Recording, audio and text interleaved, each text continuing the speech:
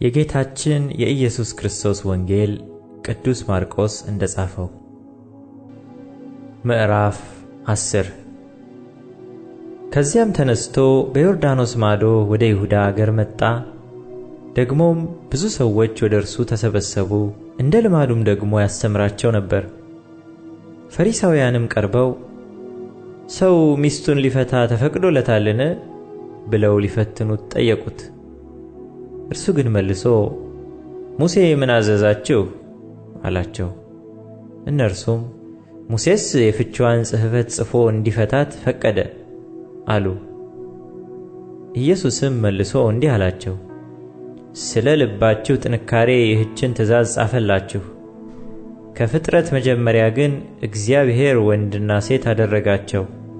ስለዚህ ሰው አባቱንና እናቱን ይተዋል፣ ከሚስቱም ጋር ይተባበራል፣ ሁለቱም አንድ ሥጋ ይሆናሉ። ስለዚህ አንድ ሥጋ ናቸው እንጂ ወደፊት ሁለት አይደሉም። እግዚአብሔር ያጣመረውን እንግዲህ ሰው አይለየው። በቤትም ደግሞ ደቀ መዛሙርቱ ስለዚህ ነገር ጠየቁት። እርሱም ሚስቱን ፈትቶ ሌላ የሚያገባ ሁሉ በእርሷ ላይ ያመነዝራል፣ እርሷም ባሏን ፈታ ሌላ ብታገባ ታመነዝራለች አላቸው። እንዲዳስሳቸውም ሕፃናትን ወደ እርሱ አመጡ። ደቀ መዛሙርቱም ያመጧቸውን ገሠጿቸው። ኢየሱስ ግን አይቶ ተቈጣና ሕፃናትን ወደ እኔ ይመጡ ዘንድ ተዉ፣ አትከልክሏቸው፣ የእግዚአብሔር መንግሥት እንደነዚህ ላሉት ናትና። እውነት እላችኋለሁ የእግዚአብሔርን መንግሥት እንደ ሕፃን የማይቀበላት ሁሉ ከቶ አይገባባትም አላቸው። አቀፋቸውም፣ እጁንም ጭኖ ባረካቸው። እርሱም በመንገድ ሲወጣ አንድ ሰው ወደ እርሱ ሮጦ ተንበረከከለትና ቸር መምህር ሆይ የዘላለም ሕይወትን እወርስ ዘንድ ምን ላድርግ ብሎ ጠየቀው። ኢየሱስም ስለምን ቸር ትለኛለህ? ከአንዱ ከእግዚአብሔር በቀር ቸር ማንም የለም። ትእዛዛትን ታውቃለህ፣ አታመንዝር፣ አትግደል፣ አትስረቅ፣ በሐሰት አትመስክር፣ አታታል፣ አባትህንና እናትህን አክብር አለው። እርሱም መልሶ መምህር ሆይ ይህን ሁሉ ከሕፃንነቴ ጀምሬ ጠብቄአለሁ አለው።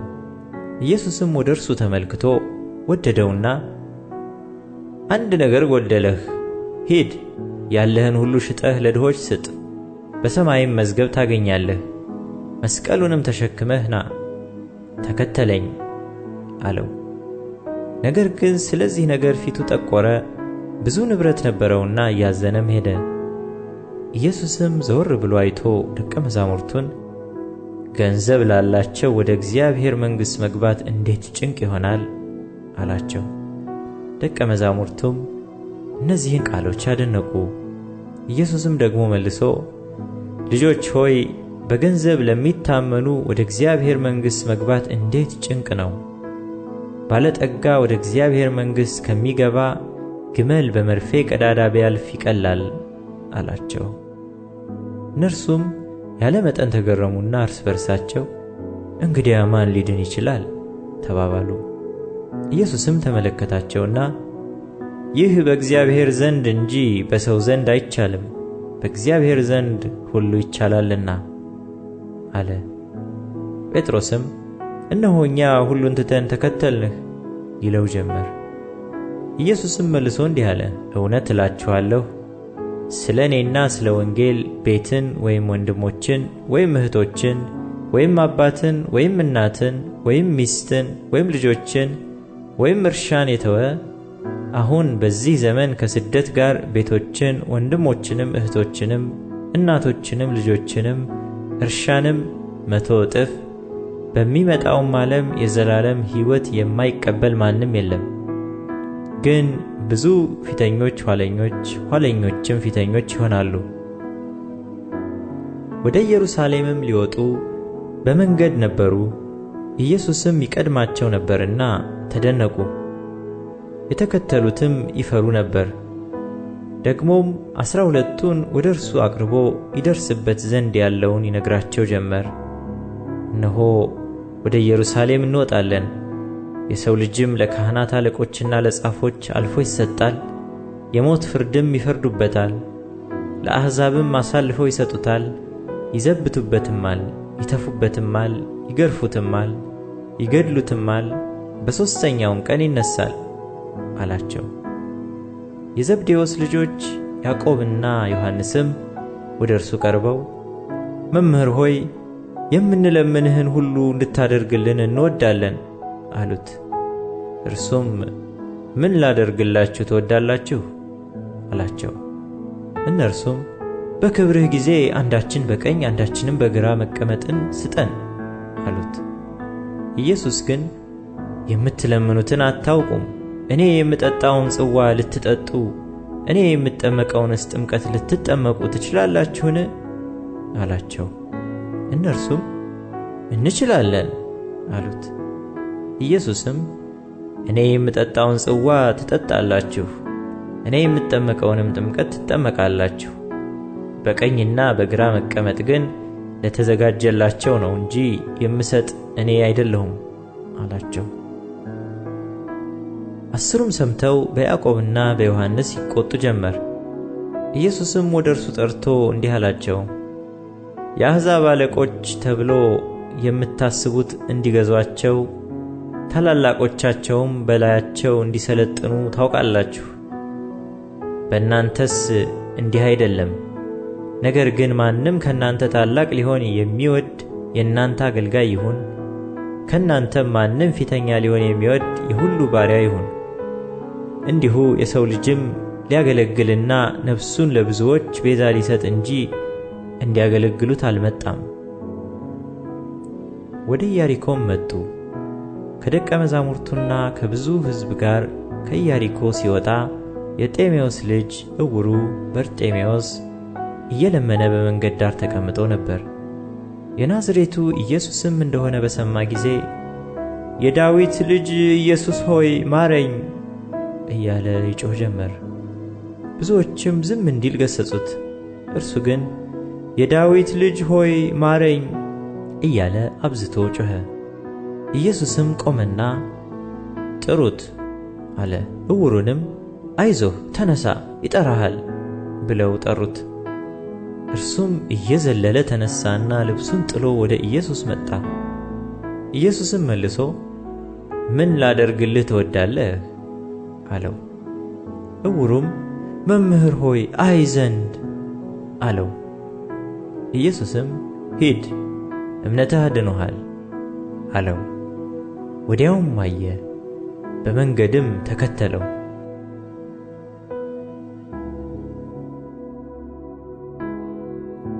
የጌታችን የኢየሱስ ክርስቶስ ወንጌል ቅዱስ ማርቆስ እንደጻፈው። ምዕራፍ 11 ወደ ኢየሩሳሌምም ከደብረ ዘይት አጠገብ ወዳሉቱ ወደ ቤተ ፋጌና ወደ ቢታንያ በቀረቡ ጊዜ ከደቀ መዛሙርቱ ሁለቱን ልኮ በፊታችሁ ወዳለችው መንደር ሂዱ፣ ወዲያውም ወደ እርሷ ገብታችሁ ከሰው ማንም ገና ያልተቀመጠበት ውርንጫ ታስሮ ታገኛላችሁ፣ ፈታችሁ አምጡልኝ። ማንም ስለምን እንዲህ ታደርጋላችሁ ቢላችሁ ለጌታ ያስፈልገዋል በሉት፣ ወዲያውም ደግሞ ወደዚህ ሰደዋል አላቸው። ሄዱም ውርንጫውንም በመንገድ መተላለፊያ በደጅ ውጪ ታስሮ አገኙት፣ ፈቱትም። በዚያም ከቆሙት አንዳንዶቹ ውርንጫውን የምትፈቱት ምን ልታደርጉት ነው አሏቸው። እነርሱም ኢየሱስ እንዳዘዘ አሏቸው። ተዋቸውም። ውርንጫውንም ወደ ኢየሱስ አመጡት፣ ልብሳቸውንም በላዩ ጣሉ፣ ተቀመጠበትም። ብዙ ሰዎችም ልብሳቸውን በመንገድ ላይ አነጠፉ፣ ሌሎችም ከዛፍ ቅጠሎችን እየቆረጡ ያነጥፉ ነበር። የሚቀድሙትም የሚከተሉትም ሆሳዕና በጌታ ስም የሚመጣ የተባረከ ነው፣ በጌታ ስም የምትመጣ የአባታችን የዳዊት መንግሥት የተባረከች ናት፣ ሆሳዕና በአርያም እያሉ ይጮኹ ነበር። ኢየሱስም ወደ ኢየሩሳሌም ወደ መቅደስ ገባ። ዘወር ብሎም ሁሉን ከተመለከተ በኋላ ጊዜው መሽቶ ስለነበረ ከ12 ጋር ወደ ቢታንያ ወጣ። በማግስቱም ከቢታንያ ሲወጡ ተራበ። ቅጠልም ያላት በለስ ከሩቅ አይቶ ምናልባት አንዳች ይገኝባት እንደሆነ ብሎ መጣ። ነገር ግን የበለስ ወራት አልነበረምና መጥቶ ከቅጠል በቀር ምንም አላገኘባትም። መልሶም ካሁን ጀምሮ ለዘላለም ማንም ከአንቺ ፍሬ አይብላ አላት። ደቀ መዛሙርቱም ሰሙ። ወደ ኢየሩሳሌምም መጡ። ወደ መቅደስም ገብቶ በመቅደስ የሚሸጡትንና የሚገዙትን ያወጣ ጀመር። የገንዘብ ለዋጮችንም ገበታዎች፣ የርግብ ሻጮችንም ወንበሮች ገለበጠ። ዕቃም ተሸክሞ ማንም በመቅደስ ሊያልፍ አልፈቀደም። አስተማራቸውም፣ ቤቴ ለአሕዛብ ሁሉ የጸሎት ቤት ትባላለች ተብሎ የተጻፈ አይደለምን? እናንተ ግን የወንበዶች ዋሻ አደረጋችኋት አላቸው። የካህናት አለቆችም ጻፎችም ሰምተው ሕዝቡ ሁሉ በትምህርቱ ይገረሙ ስለነበር ይፈሩት ነበርና እንዴት አድርገው እንዲያጠፉት ፈለጉ። ማታ ማታም ከከተማ ወደ ውጭ ይወጣ ነበር። ማለዳም ሲያልፉ በለሲቱን ከስሯ ደርቃ አዩአት። ጴጥሮስም ትዝ ብሎት መምህር ሆይ እነሆ የረገምሃት በለስ ደርቃለች አለው። ኢየሱስም መልሶ እንዲህ አላቸው፣ በእግዚአብሔር እመኑ። እውነት እላችኋለሁ ማንም ያለው ነገር እንዲደረግለት ቢያምን በልቡ ሳይጠራጠር ይህን ተራራ ተነቅለህ ወደ ባህር ተወርወር ቢል ይሆንለታል። ስለዚህ እላችኋለሁ የጸለያችሁትን የለመናችሁትንም ሁሉ እንዳገኛችሁት እመኑ ይሆንላችሁማል። ለጸሎትም በቆማችሁ ጊዜ በሰማያት ያለው አባታችሁ ደግሞ ኃጢአታችሁን ይቅር እንዲላችሁ በማንም ላይ አንዳች ቢኖርባችሁ ይቅር በሉት። እናንተ ግን ይቅር ባትሉ በሰማያት ያለው አባታችሁም ኃጢአታችሁን ይቅር አይላችሁም። ደግሞም ወደ ኢየሩሳሌም መጡ። እርሱም በመቅደስ ሲመላለስ የካህናት አለቆችና ጻፎች ሽማግሌዎችም ወደ እርሱ መጥተው እነዚህን በምን ሥልጣን ታደርጋለህ? ወይስ እነዚህን ለማድረግ ይህን ሥልጣን ማን ሰጠ? አሉት። ኢየሱስም እኔም አንዲት ነገር ጠይቃችኋለሁ፣ እናንተም መልሱልኝ። እኔም በምን ሥልጣን እነዚህን እንዳደርግ እነግራችኋለሁ። የዮሐንስ ጥምቀት ከሰማይ ነበረችን ወይስ ከሰው? መልሱልኝ አላቸው። እርስ በርሳቸውም ሲነጋገሩ ከሰማይ ነው ብንል እንግዲያውስ ስለምን አላመናችሁበትም ይለናል። ነገር ግን ከሰው ነው እንበልን አሉ። ሁሉ ዮሐንስን በእውነት እንደ ነቢይ ያዩት ነበርና ሕዝቡን ፈሩ። ለኢየሱስም መልሰው አናውቅም አሉት። ኢየሱስም እኔም በምን ሥልጣን እነዚህን እንዳደርግ አልነግራችሁም አላቸው።